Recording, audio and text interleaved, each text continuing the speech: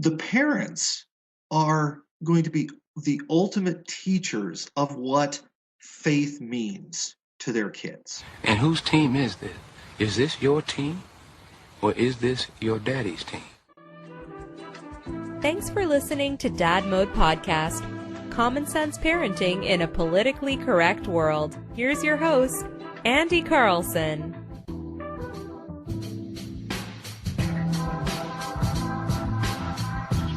Welcome back to the Dad Mode Podcast, common sense parenting in a politically correct world. I'm your host, Andy Carlson, at Andy Carlson Show on the Twitter machine. I'm a father, and I have no idea what I'm doing, but you don't either. So let's try and learn something together today. The website is dadmodepod.com, Twitter at dadmodepod, or just use the hashtag dadmode to get at me, dog. And joining me today is Pastor Chris Miller. He's pastor at Bethany Lutheran Church in Big Fork, Montana. Follow him on Twitter at Miller_Simul. Chris, how the heck are you today? I'm doing well. Let me explain the second part of my Twitter handle there. It's a Latin word, which is simul. Yep. It's the shorthand in the Lutheran Church world for a Latin phrase, simul justus et peccator, which means simultaneously saint and sinner. So simul justus et peccator probably wouldn't have fit. Yeah, it would a little bit long for, I don't want to take up the entire 140 Twitter characters for my handle. So, it's a theological word that people can look up if they want more information about. All right. So let's just dive right into your backstory because you're a Minnesota transplant, correct? Yep. I grew up in Palisade, Minnesota, population 150, about an hour and a half west of Duluth. Grew up there, went to college at Concordia and Moorhead, go Cobbers. Went to seminary at Luther Seminary in St. Paul, and after a stop in the northeast corner of North Dakota for 3.5 years, I'll give you an idea how far north we were. We were equidistant between Fargo and Winnipeg. Oh. Yeah, where you get real winter. Then I came out here to western Montana. I've been serving Bethany Lutheran for about 4.5 years. We are nestled right on the shore of Flathead Lake and about a 45-minute drive to the entrance to Glacier National Park. All right, so your scenery around where you live is pretty. It's okay. Yeah, it's passable. It works. My wife Rebecca, she primarily stays home with our 2 kids, but she is also a writer, editor, and blogger. She blogs for Patheos Evangelical channel. If you want to follow her, it's at Flathead Mama. And we have 2 kids. Our daughter Grace is 6 going on 7, or as sometimes I like to say, 6 going on about 13.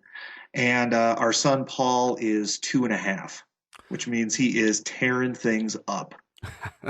I've been told that age, the whole terrible twos or the tornado twos, as it were. Yes, exactly. He is exploring everything. He loves being outside. It is amazing. Anytime we go past a place where he knows there's a park, he starts pointing and says, Paul Park? He wants to go and climb on things and slide down things. And I think he's a lot braver than I was at that age. I remember, being really cautious around different things. So now I should have asked beforehand, is it okay if I call you Chris? I prefer Christopher. Okay. The Chris Miller thing, there are tons of them. In fact, even before I came here, the longtime secretary of this congregation, her name is Chris Miller. Oh, man. Yeah, it's Christine, obviously, but she claimed the Chris, and I actually prefer the Christopher, so we kind of go with that. All right, boom. All right, so Christopher, I wanted to have you on today on the Dad Mode podcast because religion and children is, a question that a lot of first-time parents are going to have, whether they were raised in very religious households or atheist households or agnostic households, that whole thing. And it's definitely more in the public eye now than it probably ever was. And full disclosure, myself, I was raised like Norwegian Lutheran, the whole ELCA thing, Yep. and the whole thing was dress up nice, church on Sunday. You're there every single Sunday. Then you go watch the Vikings lose. Yeah, But that was me too. That was me too. absolutely. But nowadays, the wife and I, she does not come from that religious of a background. So now with our newborn daughter, we've been having discussions of what our plan of attack is going to be, for lack of a better term, because since we've been married, we were married in the church I grew up in. We have joined a community church now, one of those mega churches where Yeah. people wearing flip flops and the whole band plays for half the service, that whole sort of deal. Yeah. The term is non-denominational. Yeah. Is what they call themselves often. And it is nice because it is. I do like the welcoming, come as you are, as you were, as I want you to be sort of deal. And they are welcoming, and it is nice to see people still engaging and worshiping. But I don't know. It's just like the whole way I was raised, where you do dress up nice on Sunday, and you do listen to the pastor, and it isn't. And it's old style hymns. It's not these newfangled jams, as it were. But I don't know. I'm very undecided. No mosh pit down front. Yeah. Yeah, it's all we've got so many folks who are blending so many traditions in their families. Mm-hmm. One of the things that I talk about with couples when I'm going to be doing their wedding ceremony in the premarital counseling process is I talk about the religious background that you come from. And we've got folks who are connecting from so many different traditions. And it's not just, between denominations. Like there's often a joke that a lot of people refer to say an ELCA groom and a Missouri Synod bride as a mixed marriage. There was actually an entire old episode of Cheers where when Woody and Kelly were getting married, that was the exact conflict that they had. And there was like high stress. Now it seems to be less of that. But when you get into the relationship, and especially when you end up having kids, you have to say, okay, we have to figure out what steps we're going forward on. A lot of couples have basically said, we are going to let our kids decide for themselves what they want to do when it comes to faith later in life. And I understand the notion behind that. I understand, people wanting to give their kids as much freedom as they possibly can. Mm-hmm.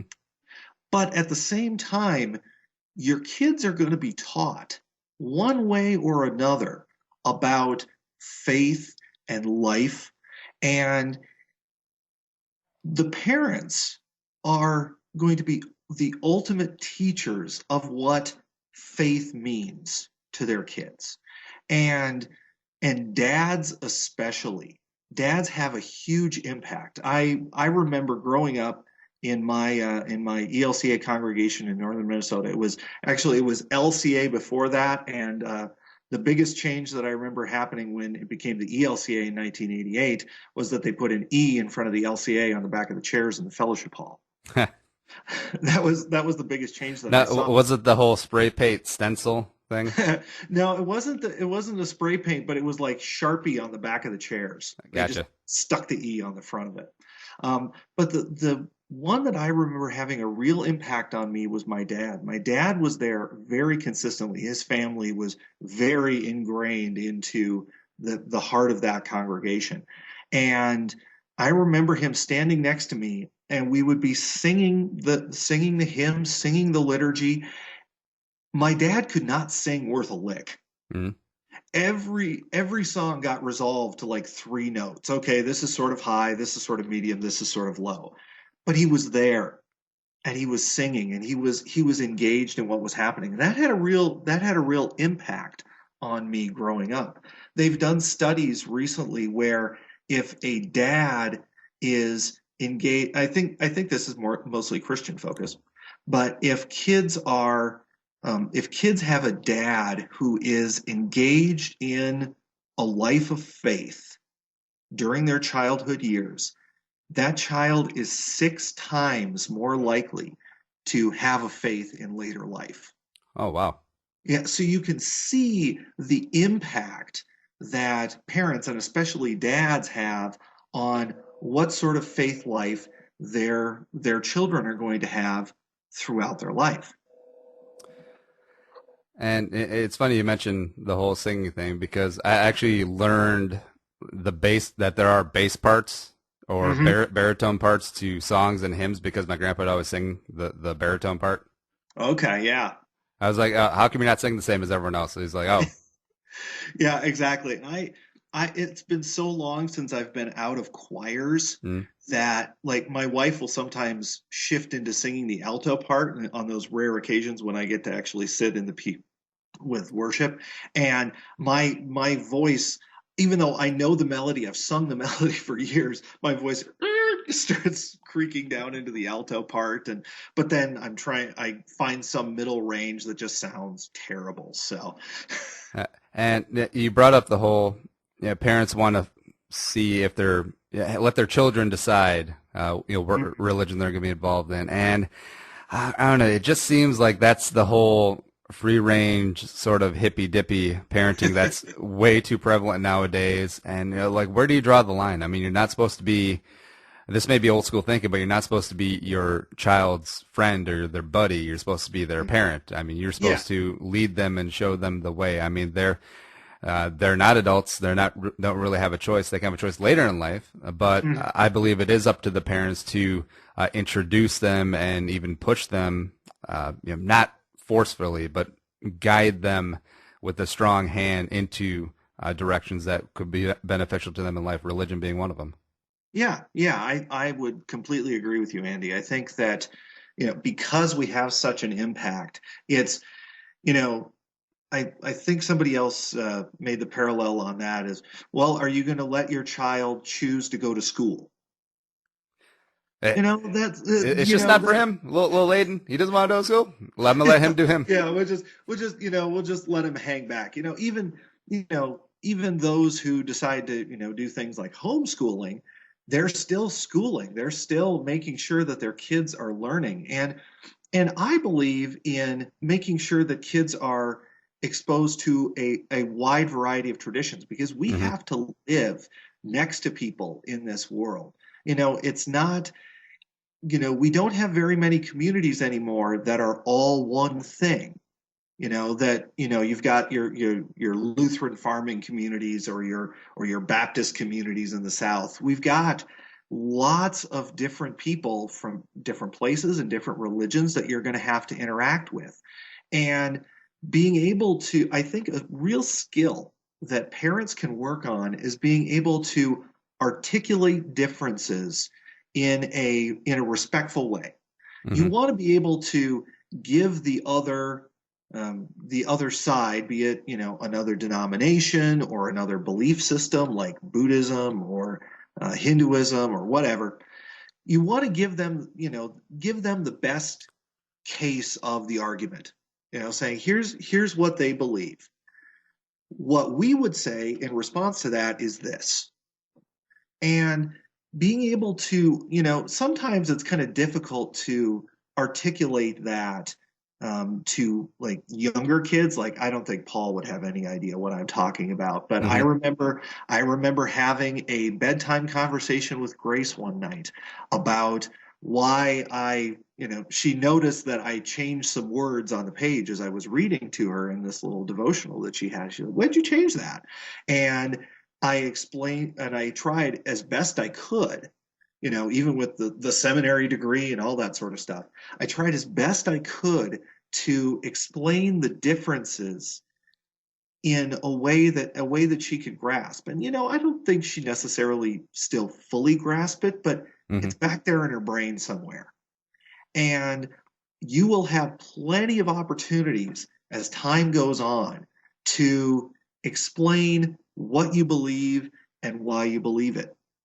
And that's another reason to be involved in a broader community of faith is that you have others that you can pull resources from.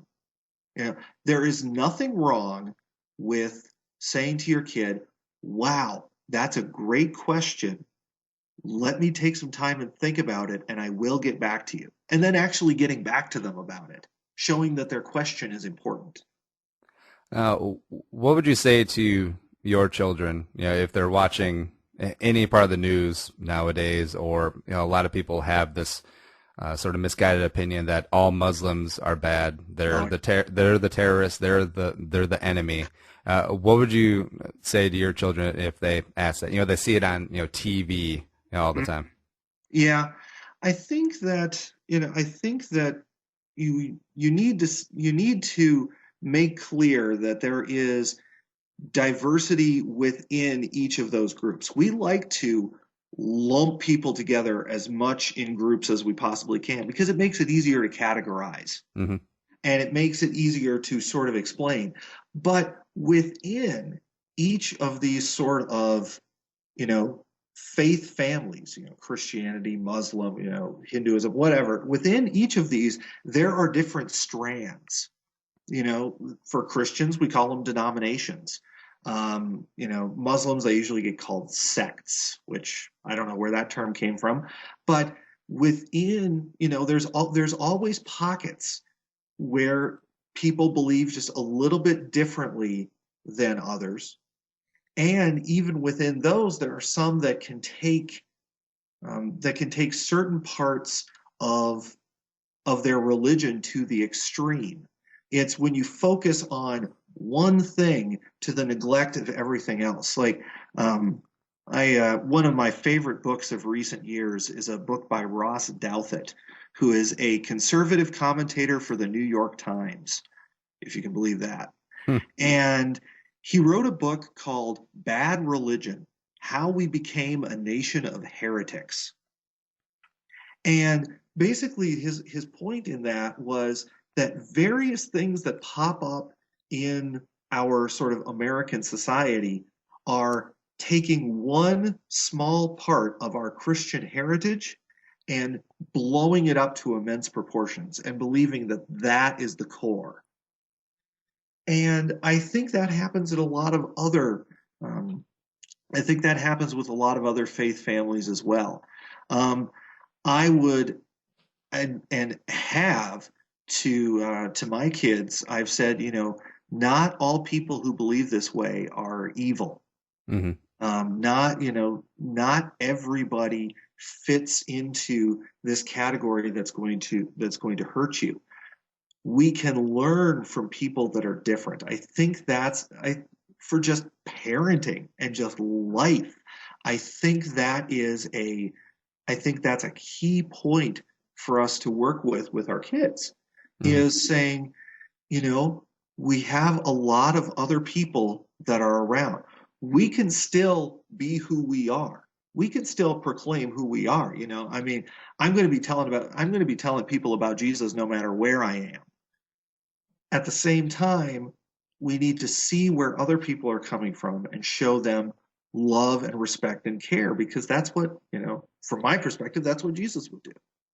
I agree. It's kind of like going to the extremisms of, all families are inherently good, except there's always that one cousin, one drunk cousin, in and out of prison, the black sheep. And so that's the ISIS of Islam, and that's the Westboro Baptist Church of Christians, that whole thing. There's always one cousin. Yeah, and then there are those that, take, it usually ends up taking like Christian imagery and going off in a direction that was never meant to be taken, and you end up in cult territory. Oh, like that Wells, Texas one. Yeah, or like when I was growing up, you had the Hale Bopp people, the Heaven's Gate. Oh yeah. And or Waco.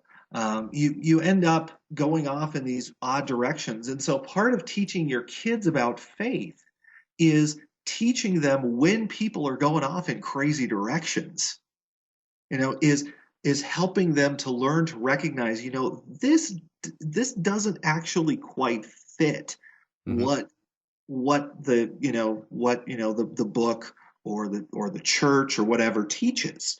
And being able to recognize that is a skill that does take time.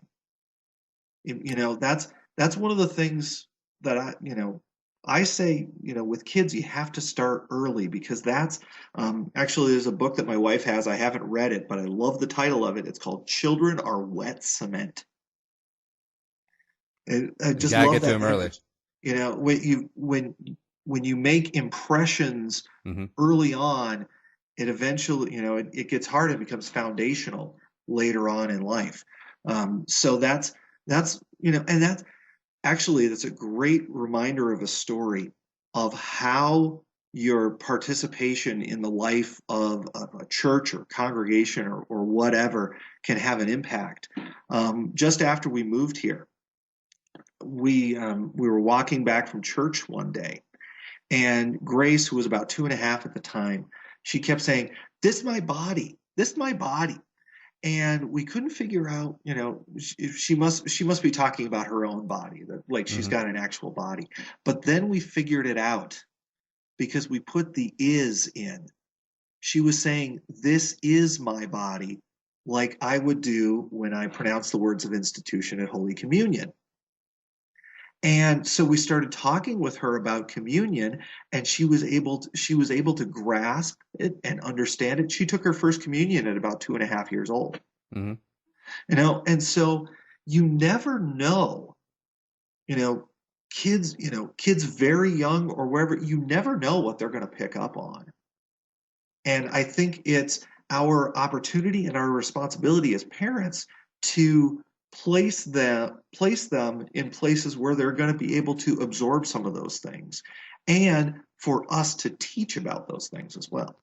And starting kids off in religion, it's like you said, they are like wet cement. You got to get to them early, otherwise they're going to harden up, and yeah, you're not going to be able to make an impression on hard cement. But in today's whole politically correct world, there's no prayer in school. You can't say God without getting sued. They're trying to get "In God We Trust" off of the $1 bill for some reason, because that makes a difference.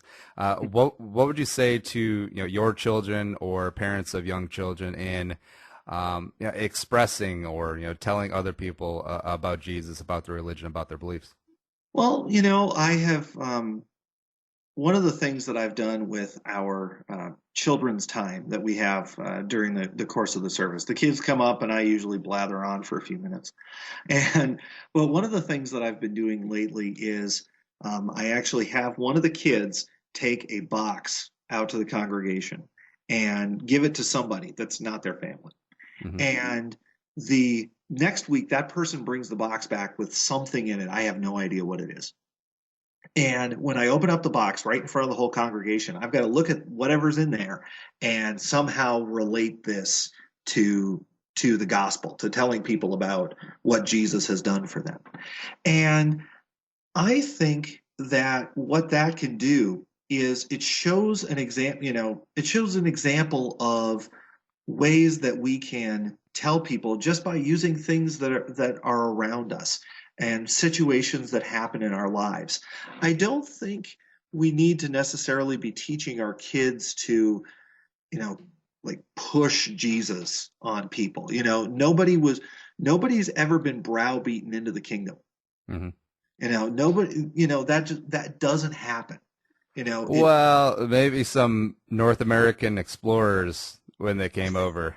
Yes, kind of were sometimes. more persuasive than most. Yeah, and connections with survival and all those sorts of things. But that has, over time, we've seen that communities that have come out of that have kind of dwindled over time, where it's Mm-hmm. just this real push, and nobody, at the end of a gun, I don't necessarily buy those conversions, but what is most effective, and this is something that I hit on with my congregation a lot, most effective is just continuing to live your life, but continuing to make your faith just a part of everyday conversation, a part of everyday life. we want to see change. Like for my Montana folks, a great illustration of this is we want change to look like the mountainside in Butte, Montana, big mining town. And when you drive in, especially from the west, you can see the side of the mountain that's right next to the town, and it's completely scarred from all the mining that's been done, just all the explosions and everything.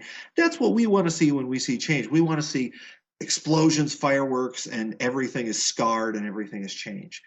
When it comes to faith, change is much more like water rushing over a rock. It doesn't look like things are happening very much. But over time, and with constant, not really pressure, but just constant movement, that rock eventually looks the way that water wants it to look. Mm-hmm. And that can be the same way with our kids and with telling anyone about faith, is just keeping that water running, keeping the flow going over these people, be it through prayer, be it through talking about things that are happening at your church, be it through direct sharing of this is why I believe what I believe, and letting that organically show up in conversations. And I think we can do that with kids in the home too, is just letting conversations about faith happen just in the middle of a day, like a ball gets lost over the fence, and you have to go around the fence and go tramping through the woods or whatever to find it, and you can bring it back and you can say, well, this is what Jesus does for us. When he talks about the parable of the Good Shepherd, leaves the 99 behind to go find the one.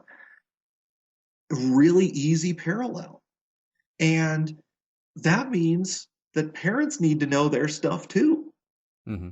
The parents are in charge of their own faith life as well. And because I remember learning in a education class that we had in seminary, you learn 20% of what you hear, you remember 60% of what you see and hear, you remember 90% of what you teach. And so for parents as teachers, that can be important for developing your own faith life as well. Now, say that you consider yourself an imperfect teacher, like I would consider myself, because so am I. Yeah. That's what we all are. Well, there's sometimes I do feel guilty because I was raised Lutheran, like we said at the top. I do believe in God. I do believe Jesus died for our sins. I do believe that there is a heaven and a hell, and then all my deceased relatives are there. Oh, heaven, not hell. Hopefully, yeah. But I don't pray every day, and when things are going good, I never really take time to thank God or anything like that. But when times are bad, or there's conflict, or someone's sick, that's when I do dive back into the prayer and just hoping for a good outcome. Now, is that I do feel guilty at times, because I do feel like that is cherry picking, Yeah, and I'm really the same way too. If things are going swimmingly in the congregation, if the kids are actually sleeping through the night, if things are going well, I fall into the same thing. Mm-hmm.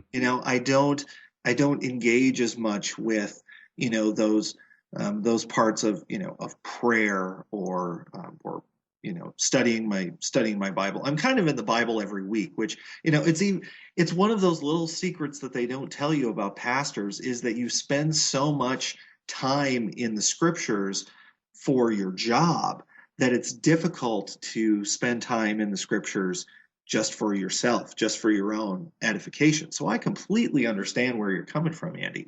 And I think it's important to tell our kids that too, to say, I don't always get this stuff right.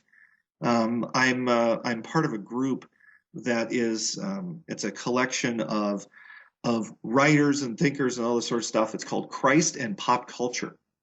They have an online website and a magazine and things where they have great thinking about pop culture and faith. And I asked them, when I knew I was coming on here, what was something that you wish parents knew about raising their kids in connection with faith? And one of the comments said, parents need to remember that they're sinners too, that they're going to screw up, but that grace is there for them just as much as it is for their kids, as much as it is for anybody else. And that's okay. That's the way the world works. That's the way faith works. It's okay to have those times where you don't get things quite right, because there's a lot of things that we don't get quite right. There's a lot of ways that we fail. There's a lot of ways that we don't trust in what Christ has done for us. And there's forgiveness for that too.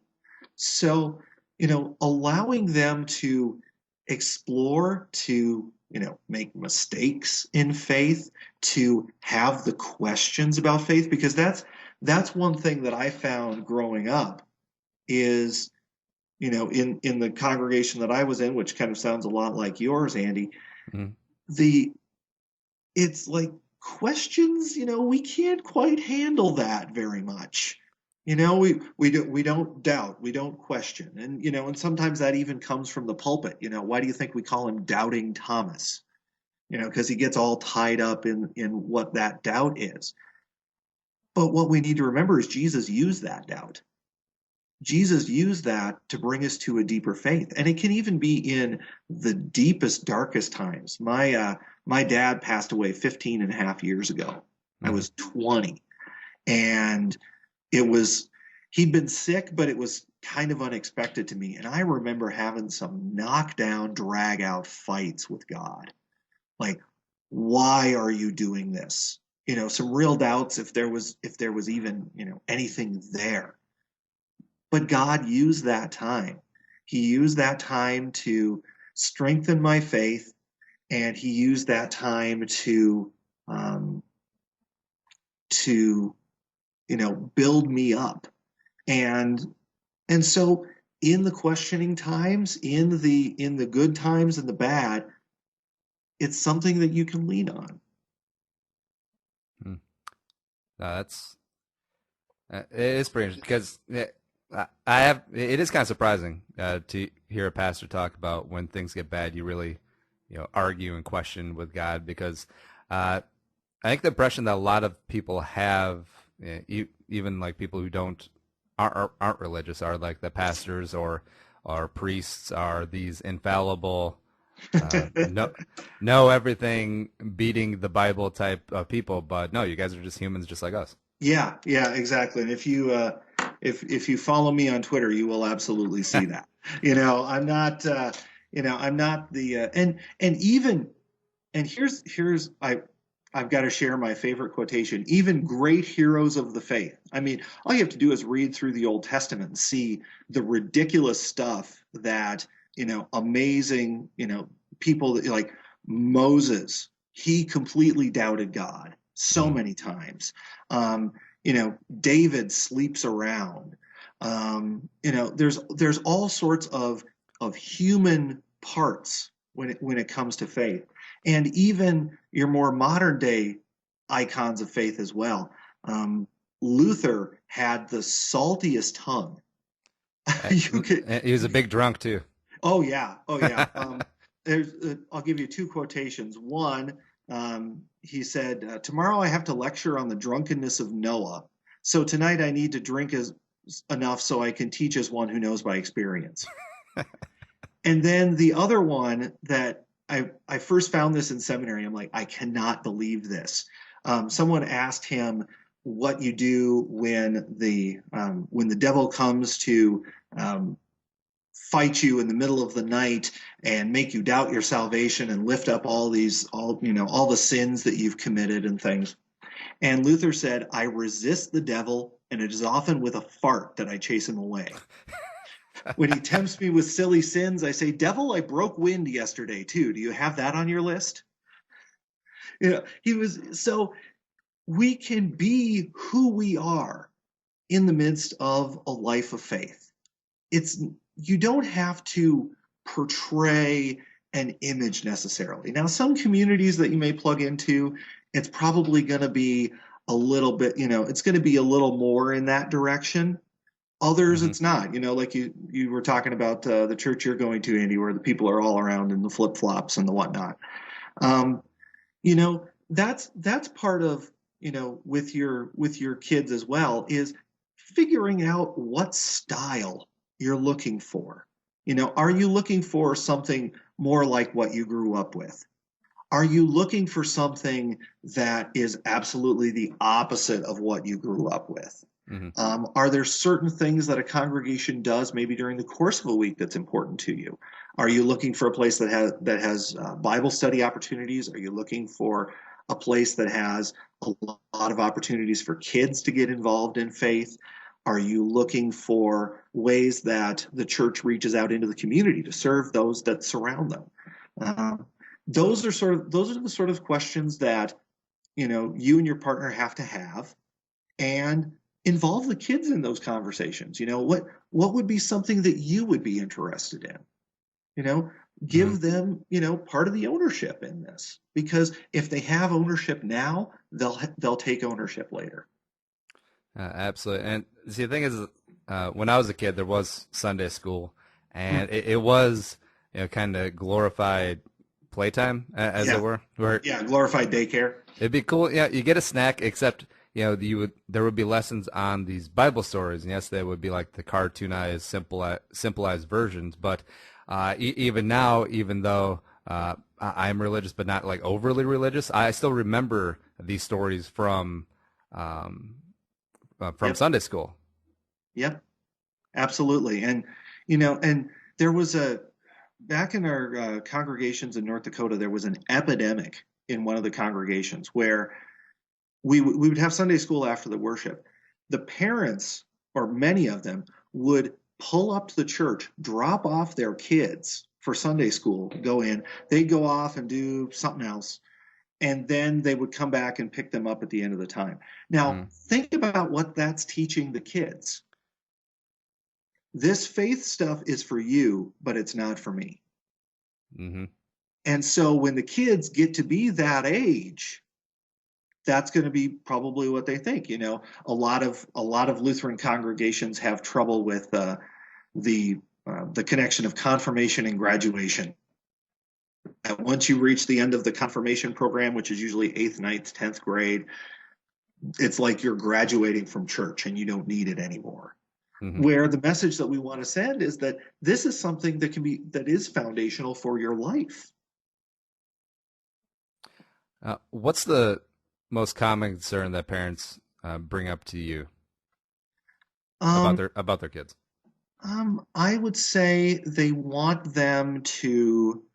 Well, that's a good question, Andy. I would say that they want their kids to. They want their kids to feel safe. I mean, that because the world is so just thrown up. There's so many changes going on right now. I mean, there used to be a time where a generation was like 25 or 30 years in length. Now we've got, X and Y and the millennials and the boomers, and they're in little tiny segments. And there's so many things that are kind of crashing together. So I think families want their kids to feel safe, but they also want them to have a bedrock. Our families here, I love them because we've got a lot of parents that are really engaged with learning more about faith, getting deeper in faith, and being willing to give that to their kids, to give them a strong foundation to build from, and wanting them to be ready for a world that is shaking like this. Two questions, because Christopher, you've been very gracious with your time, but two questions to sort of get us off the field. Number one is, what's like the toughest part about balancing being a pastor, being a leader of a congregation, and as well as being a parent, wearing those multiple hats? Mm-hmm. I think the toughest part for me is being able to find a time for me to recharge and to decompress some of the things, because it's I get done with work. I've been working on a sermon. I've had to visit some folks who are in the hospital or some homebound. Been working, and then I get home at the end of the day, and my wife has obviously been home with the kids, and she says, "Here." And so it's making that shift into that time. And then once you finally get them down for bed, it's okay, I need to try to calm down. I need to try to get some recharge. It is difficult to find that balance, but it can be found. I've obviously done that, sometimes better than others. Because when you get tired, when you don't take that self-care, is what we often said in seminary, your decision-making processes start to depress, and you become a worse pastor and a worse father. Because kids whining in certain tones will bug you more than it does at other times. Other, congregation issues will get under your skin a little bit more than others. So you need to be able to take that time for self-care. Like, for example, for me, one of the things that I try to do every day is I'm a runner. And that has been a great time to just set aside, like a half an hour, go, 2 or 3 miles, and just not have to worry about anything else, and just be able to clear it out. And that's a real benefit. So I would say, not only as a pastor and a parent, I would say for any parent who works outside the home, who has other responsibilities, be able to take that time to recharge for yourself. Spend some time with your spouse. There's an actual human that you're in this with. And there's it's more of a partnership. Yeah, absolutely. And being able to enjoy each other and to continue to grow together, because I've heard so many couples that they get to the end of their time raising kids are out of the house in college, and they get to spend time with their spouse again, and they're like, who the heck is this person? I don't even recognize them anymore. But you've both been shaped by the same environment, but you may have been shaped in different ways. So checking back in with your spouse, saying, how are you doing? Is there anything I can do to make your life easier? Like, for example, when Grace was first a baby, Rebecca would have a terrible, she has a little more difficulty getting back to sleep at night if she wakes up in the middle of the night. So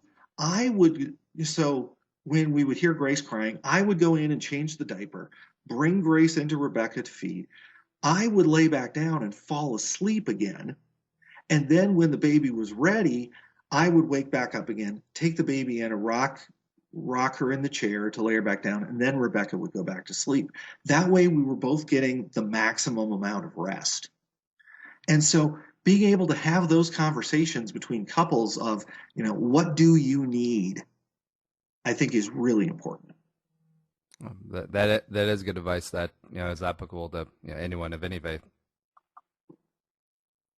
Mm-hmm. Now, to close out, I want to explain my salad bar theory. Yeah.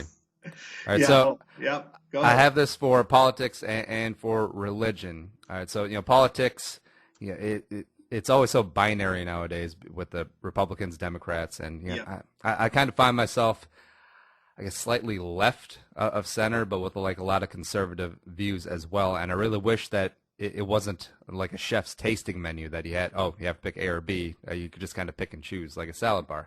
Yeah. And with religion, I feel like it is kind of similar, since religion and politics are so blurred nowadays. Is that so? The pastor at our church, he's fantastic.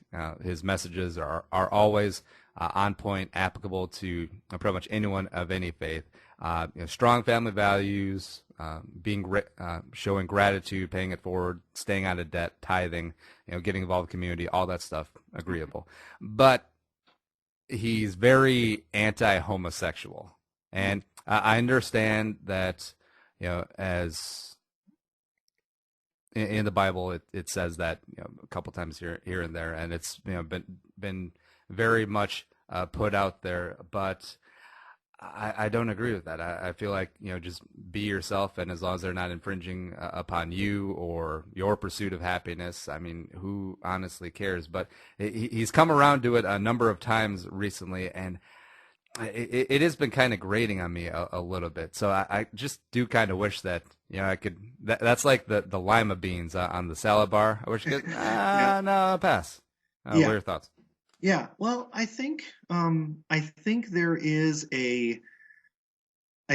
a certain truth, and then there's a bone to pick.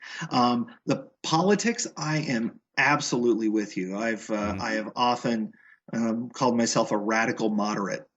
I think you both all are crazy. Yeah. So I do think, political, that's the way to go. Religion, I have a little more issue with on that. Because within, faith families, so to speak, there are a lot of things that are in common, key basic teachings between faith families. This isn't, a lot of the founding fathers had what were called deist beliefs, which was basically that all of these religions summed up in about 5 things, and you just needed to focus on those 5 things in whatever other form they took. That was fine.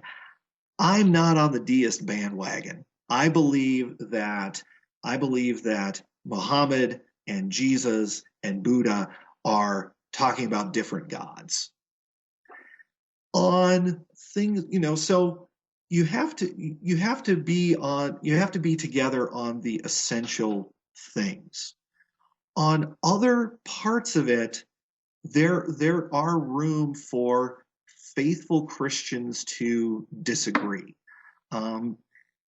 Sometimes those are symptomatic of other issues. Like, for example, the association that I'm a part of, Lutheran Congregations in Mission for Christ, we have a pastoral admonition that was passed that states that if a congregation is going to be a part of our association, you believe that marriage is between one man and one woman. But I can still talk to my friends who are, like, for example, back in the ELCA, very much advocating for inclusion and things.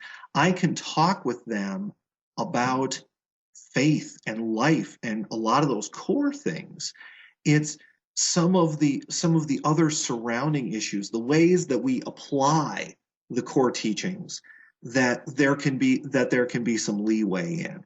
So, like, I was thinking about this after you tweeted about it, and I would think it's almost like a salad bar with bigger portions.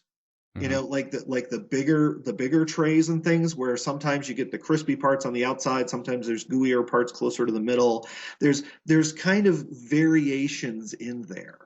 And within each dish, you can find something that fits your palate, so to speak.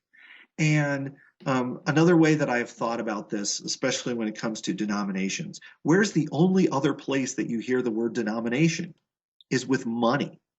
You got your 1s, your 5s, your 10s and things. Well, you're not going to pay for a yacht with pennies, and you're not going to buy bubble gum with 100. Denominations have different purposes for different times. And I think that's one of the ways that God constructed his church, with all the flavors, with the non-denominationals, with the Presbyterians, the Methodists, the Lutherans, the Calvinists, the Reform, all these different things. They're going to speak to different people in different ways. And so for us as parents seeking this out, we need to find a place that is going to fit with what we want to teach our kids. And there's lots of options to be able to do that. Oh, that's very interesting and powerful stuff. The denomination thing is such a apt analogy. It's crazy. I've never thought about it that way. Well, actually, I try to come up with images as much as I can, and that was just one that I remember stumbling on one day, and I was like, "Yeah, you're not going to pay for a yacht with pennies, are you?" Although if you did, I don't think the yacht dealer would like you very much. See, that's how you get my attention, though. Money. Exactly, dollar bills, y'all. There you go. How do you think the Vikings going? Speaking of faith, how do you think the Vikings going to do this year? Oh, dear Father in heaven, I have no idea. I'm always cautiously optimistic. After watching Teddy last year, I think he's got a real high ceiling. Um, I'm wondering how much of the Adrian stuff is going to be distraction. I mean, we could go on for an hour about that too, Mm-hmm. but I'm looking forward to seeing what happens. I love the way Zimmer doesn't pull any punches. He just lays it out there, and I'm looking forward to another year. And just like you need to start your kids early in faith, you need to start them early in fandom. Paul's got his purple shirt that he wears, and mostly he naps during game days right now. But I'm going to indoctrinate him soon enough. Yeah, and see, football is just like we were talking about earlier. Kids shouldn't be able to decide what religion they are or what team they cheer for. It's like, well, Paul wants to be a Packer fan. No. No, no. Yeah. There's actually there's a Greek phrase that Paul uses in his letters. Me genoito, may it never be. Oh. So no Packer fans here. Oh, thank goodness. All right, so Pastor Christopher Miller, he's on Twitter at Miller_Simul, Simul. Pastor Bethany Lutheran Church, Big Fork, Montana. BethanyBigFork.org is the website. Christopher, thank you so much for coming on. This one had a lot less swearing than episode 6. Yeah, well, I probably could have handled that, but I don't know if my image would have fit. Guest host, that whole thing overall. I just want everyone to come on and be themselves on Dad Mode. Actually, all my podcasts. So, we should have you on Purple for the Win. By the way, give us a little blessing before the season. Yeah. I'm in. Hey, I'll tell you something that I tell people when they ask, can you do something about this weather, if it's good or bad or anything? I always say, hey, I'm in sales, not production. Hey, there you can just give us a quick little blessing though, like Greg Coleman does on the radio broadcast. Give a preseason preach. There we go. Also, we'll have to have you on Dad Mode again so we can have an entire episode about the Duggars. Oh, dear Father in heaven. I think that'll be a special 2-part, 2-hour episode, but we'll get exactly. That. We might need a few beers for that one. All right, Christopher, thank you so much for your time. All right, thank you, Andy. God bless. And if you want to help out the show, Amazon is the way to do it. You already buy all of your crap on Amazon and you get it sent to you. It's a beautiful setup. So why not have it set up where we, Dad Mode Pod, gets a little taste? Go to dadmodepod.com. Top left corner, we have a little Amazon square, or the top left of the column. You know what I mean. You'll find it. It's a little Amazon square. Click it, take you to Amazon through our link, bookmark it, and just buy all of your stuff through that little link, through that bookmark. So things you're already doing before, normally, and just do it under our banner. Why not? And support the show that you're starting to like/tolerate, and yeah, we'll just keep going on. A show is available on iTunes, on YouTube, on Stitcher, and slowly but surely iHeart. I think we're working on that. Yeah. Follow us on Twitter at DadModePod, or me, myself, and I at Andy Carlson Show. I almost forgot my Twitter handle. How dare me in today's day and age. The website, like we said, dadmodepod.com to get all of the goodness. Thank you so much for joining us today. Be a man, be a father, go Dad Mode, and sunscreen. No, it's not manly, but you should definitely do it. Especially in the facial area. You don't want to end up looking like a burlap sack by the time you're 45 years old. So, a little SPF 40, right in the dome, right in the little recesses of the receding hairline, and on the nose and the ears. All the other good stuff. See you next time. Think the episode you just heard is worth $1? Well, send it our way. Visit dadmodepod.com/support to find out how. Be a man, be a father. Go Dad Mode.